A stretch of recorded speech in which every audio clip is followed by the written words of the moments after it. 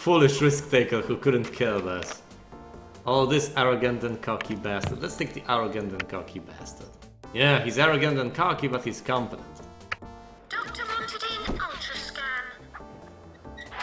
Doctor required in X-ray. I don't know about this. I really don't. I'm not sure I like people like that. Or am a person like that for that matter. I mean, I like self-confidence, but I wouldn't necessarily... I like people who are sure of themselves when they can actually show the skills they have. I don't like people who are convinced of the skill which they do not have.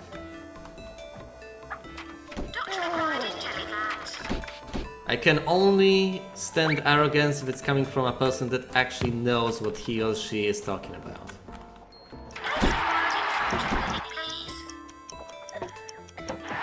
People got stuck on an invisible wall. That's not my fault. For me, it's not a matter of whatever works. It's not absolutely whatever works. I will beat the game on the highest difficulty without reloading saves. These were precisely the criteria I set for myself, and this will be the criteria I will fulfill. You know what? You're right. Heartcliff, you have served me well. Have some money. Everyone, be merry. For this is the day of victory. This is the day of... not mine, our collective triumph.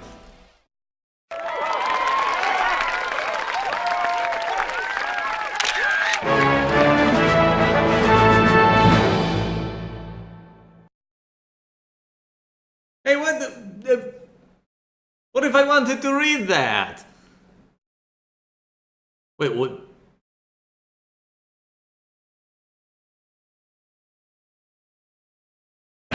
I would say, no, I would disagree with you here, and I would say that RPGs are a hybrid. It's not that Jagged Alliance is a hybrid RPG strategy game. I would say that RPGs are a hybrid of strategy games and adventure games. To me, that's what they are. They are adventure games in the sense of having a story and characters within it. They are strategy games in terms that you probably have stats and your characters improve, and that you make strategic choices and probably have tactical battles. That's my take on the RPG genre. And some games are more leaning towards one part of the spectrum, some to the other. So you have RPGs, but you have a single character you lead, and perhaps a lot more story than fighting, and it may not be as focused on stats as much. On the other end, you have tactical RPGs that focus on similar things as XCOM does, on tactical fights with characters, but there's still a huge world to explore. I mean, yeah, it's difficult to accurately delineate, and for obvious reason. You can't really demarcate it clearly because these are particular games. I mean, these classifications are to an extent arbitrary. They try to just give away a certain intuition, but other than that, they are just labels we try to apply to things. It's not that a game is born a certain way or created a certain way precisely. It has certain elements. Well, I could get into this and speak about it for hours on end, but you get the gist. You know, I always have a problem with the term "cool kids" because that's not the way I operate.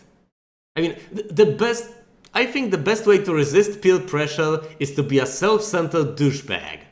Because if you are a self-centered douchebag, you do not try to become one of the cool kids.